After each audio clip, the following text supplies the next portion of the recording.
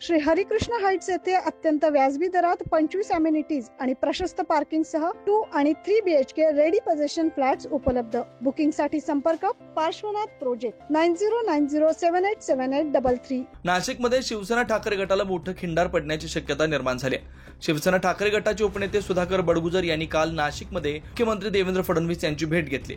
विशेष म्हणजे ठाकरे गटाचे नेते आणि खासदार संजय राऊत हे नाशिक दौऱ्यावर असतानाच ही भेट झाल्यानं त्याला अधिक राजकीय महत्त्व प्राप्त झालंय.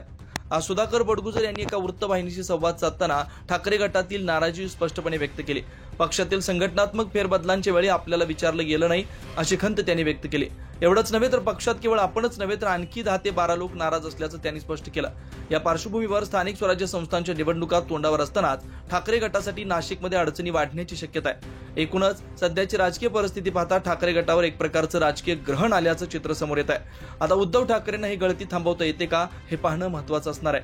प्रतिनिधी अमोल वाघमोडे, नाशिक.